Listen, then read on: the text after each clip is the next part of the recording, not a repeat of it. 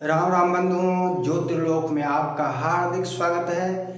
आज इस वीडियो में हम चर्चा करेंगे अर्धप्रहरा क्या है, किस आधार से अर्धप्रहरा का निर्माण, अर्धप्रहरा का विचार किया जाता है।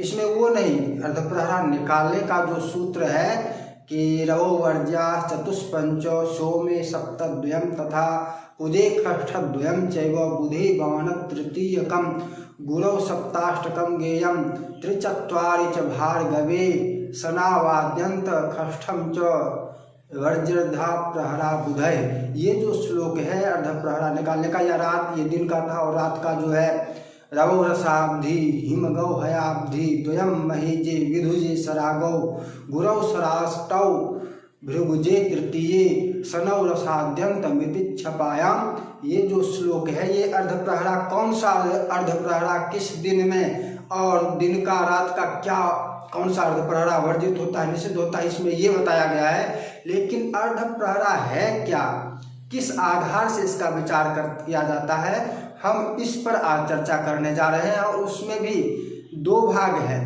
अर्धप्रहरा का दो प्रकार है, दो प्रकार से अर्धप्रहरा एक ही होता है। इस सूत्र में एक ही प्रकार का समझते हैं कि अर्धप्रहरा एक ही है, लेकिन वास्तव में इसके लिए दो सूत्र हैं। दो सूत्रों से अर्धप्रहरा बनते हैं और दो प्रकार से भी बनते हैं, जिसमें से हम एक प्रकार की चर्चा आज करेंगे इस वीडियो में। एक बार फिर लाइक करने में इतनी कोताही मत कीजिए, वीडियो को लाइक कीजिए और अपने मित्रों के साथ, बंधुओं के साथ जहाँ तक हो सके साझा करें, शेयर करें, ताकि अन्य लोगों को भी ये जानकारी मिल सके।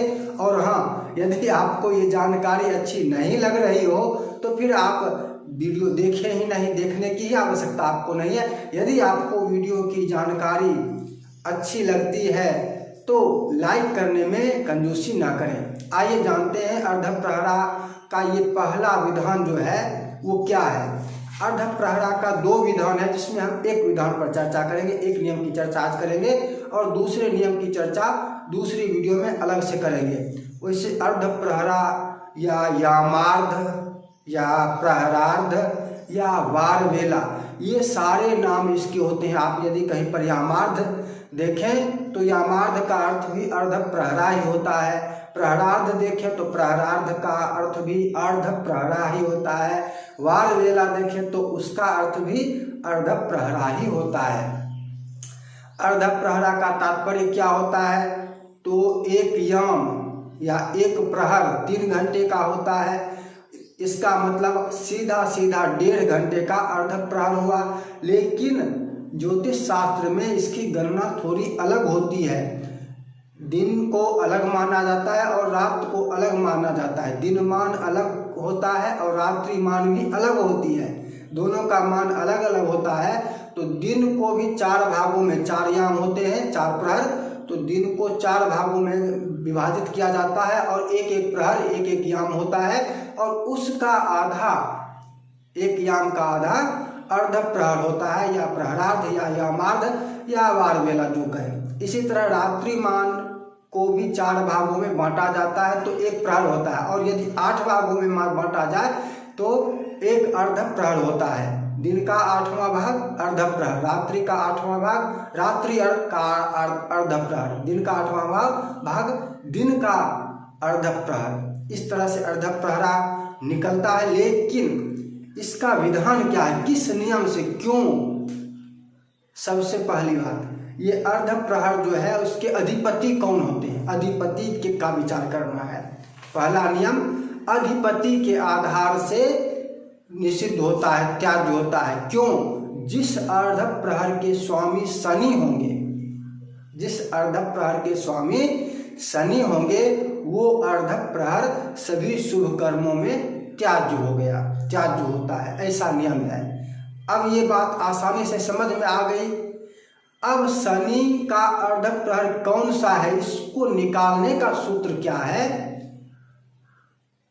उसको देखते हैं। इसको निकालने का भी सूत्र है अर्धप्रहर। ये तो समझ गए, दिन में 8 अर्धप्रहर हुए और सभी अर्धप्रहरों के एक एक स्वामी होंगे जो वारिस होंगे, होते हैं उसी क्रम। तो उसका क्रम क्या होगा, जैसे दिन का 24 भाग करते हैं एक एक घंटे का, तो उसमें क्षणवार निकलता है, क्षणवार निकालते हैं। नक्षत्र में क्षण नक्षत्र निकालते हैं। उसी तरह से अर्ध प्रहर में सबके अलग अलग स्वामी होते हैं, अर्ध प्रहरेश होते हैं। और जिस अर्ध प्रहर का अधिपति शनि होता है वो अर्ध प्रहर सभी शुभ कर्मों में त्याज्य होता है। मुहूर्त शोधन में विशेष रूप से विचारणीय होता है और मिथिला में विशेषकर इसका प्रचलन अभी भी है। तो शनि कैसे ज्ञात होता है, कौन से अर्ध प्रहर का कौन सा स्वामी होगा, इस सूत्र को देखते हैं। इस सूत्र का श्लोक जो है, प्रमाण जो है वो आदौ दिनेश यामार्धस्तदन्ते तत्पराक्रमात् दिवसेषु खडावृत्त्या पंचावृत्त्या तुरात्रिषु। सार संग्रह का श्लोक है आदौ दिनेश यामार्धस तदन्ते तत्पराक्रमात्। आदौ दिनेश, सबसे पहला दिनेश, दिन के जो इष्ट ग्रह होंगे।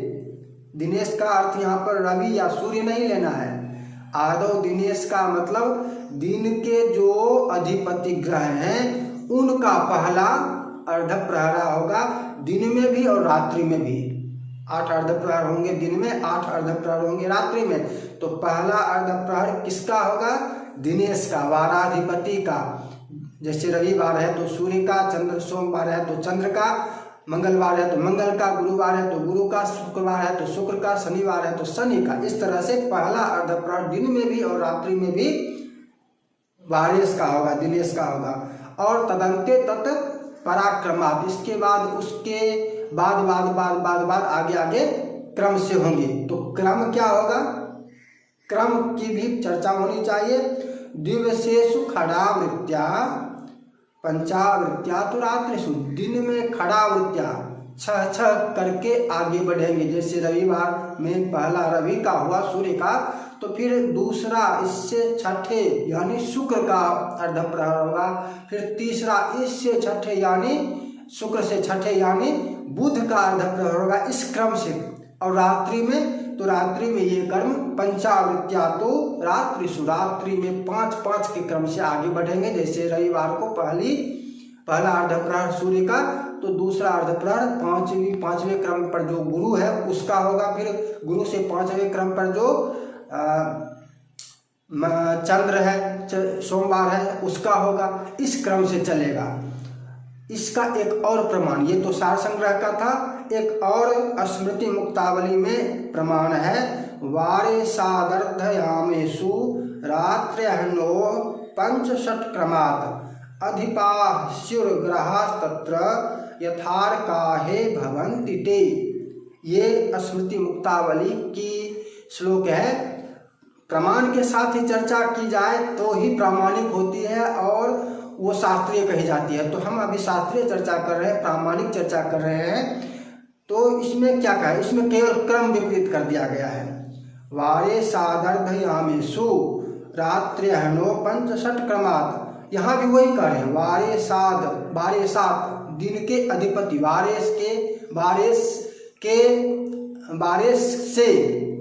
वारे सात अर्धयामेषु, अर्धयाम जो है वारेश से ही आरंभ होगा।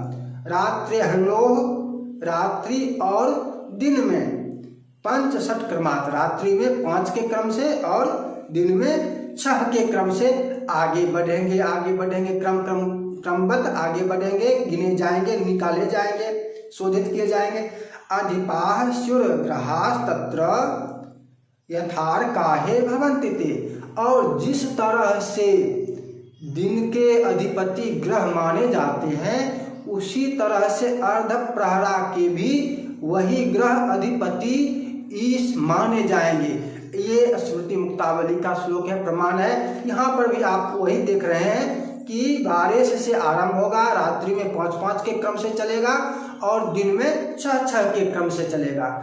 तो अब इस श्लोक को हमने जान लिया, प्रमाण को जान लिया। अब निकाल के थोड़ा सा देखते हैं।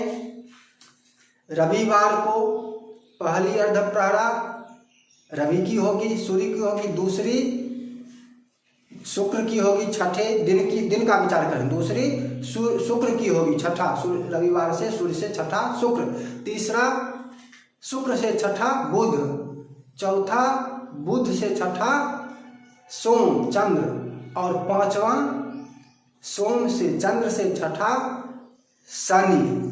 यानी पांचवा जो है शनि का भाग आ रहा है अर्धप्रहरा में। तो ये पांचवा जो है रविवार को त्याज्य हो जाता है, अर्धप्रहरा दोष इसमें आ जाता है, सभी शुभ कर्मों में इसको त्याज्य माना जाता है। इसी तरह से मंगलवार को देखेंगे तो मंगलवार को पहली अर्धप्रहरा मंगल की होगी, दूसरी मंगल से छठी यानी मंगलवार सोमवार को देखते हैं। पहले सोमवार को देखते हैं, क्रम से मंगलवार वगैरह सबका यहाँ पर लिख देंगे, या आप आसानी सूत्र को समझ जाएंगे तो निकालने में कोई समस्या नहीं होती है। सोमवार को देखते हैं। सोमवार का पहली अर्धप्रहरा चंद्र की, दूसरी अर्धप्रहरा चंद्र से छठे शनि की, यानी दूसरी अर्धप्रहरा सोमवार को त्याज, मंगलवार को पहली अर्धप्रहरा मंगल की, दूसरी रवि की, तीसरी शुक्र की, चौथी बुध की, पांचवी चंद्र की, छठी शनि की। यानी छठी अर्धप्रहरा शनि की होती है, इसलिए मंगलवार को छठी अर्धप्रहरा त्याज्य है। बुधवार को इसी तरह से निकाल सकते हैं। अब शनिवार को 2 हो जाता है, कैसे? शनिवार को पहली अर्धप्रहरा बारह शनि है तो शनि की होगी, इसलिए शनिवार को पहली अर्धप्रहरा भी त्याज्य है। और आठवीं अंतिम में देखते हैं, दूसरी शनि से छठी गुरु, तीसरी गुरु से छठी मंगल, चौथी मंगल से छठी रवि, पांचवी रवि से छठी शुक्र, छठी शुक्र से छठी बुध, सातवीं बुध से छठी चंद्र, और आठवीं चंद्र से छठी शनि। तो शनिवार को पहली और अंतिम किस क्रम से होता है ये समझ गए। इसी तरह रात में 5-5 के क्रम से चलेगा, दिन का समझ गए, रात में इसी तरह से रात में भी अर्धप्रहरा निकाल सकते हैं। रात में केवल ये क्रम परिवर्तित हो जाता है, रात में इसका जो क्रम है वो 5-5 के क्रम से चलता है। जैसे दिन में रवि से सूर्य से शुरू करके शुक्र तक जाते थे तो शुक्र नहीं बल्कि गुरु हो जाएंगे, ये 5-5 के क्रम से आगे बढ़ेगा। तो दिन का अलग होता है, रात का अलग होता है। विचार का एक नियम ये है, अर्धप्रहरा विचार करने का एक नियम है। एक ही अर्धप्रहरा अभी निकाले हैं, यूँ तो सूत्र में आपने रवो वर्जा चतुष्पंचो, यहाँ पर केवल 5वीं अर्धप्रहरा शनि का भाग है, तो चौथी कहाँ से आई? ये दूसरा भाग है, दूसरा नियम है। और दूसरे नियम की चर्चा हम इस वीडियो में नहीं कर रहे हैं, दूसरे नियम की चर्चा हम अगली वीडियो में करेंगे, भाग 2 में करेंगे।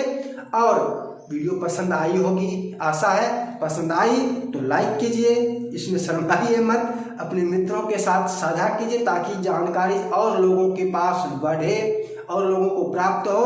और आप लोगों के लिए हमने एक वेबसाइट भी बनाया है जिसका URL आपको डिस्क्रिप्शन बॉक्स में मिल जाएगा, वहां से आप वेबसाइट पर जाकर और बहुत सारी लेख को पढ़ सकते हैं। कर्मकांड, ज्योतिष, अध्यात्म बहुत सारी वहाँ पर दी हुई है, तो उसको पढ़ सकते हैं, देख सकते हैं, ज्ञानवर्धन कर सकते हैं। साथ ही साथ यदि जो लोग आप में से जो लोग हमारे साथ व्हाट्सएप में जुड़ना चाहेंगे तो उनके लिए व्हाट्सएप ग्रुप का लिंक भी डिस्क्रिप्शन बॉक्स में दिया हुआ है। फिर मिलेंगे नई वीडियो के साथ। जय जय श्री राधे।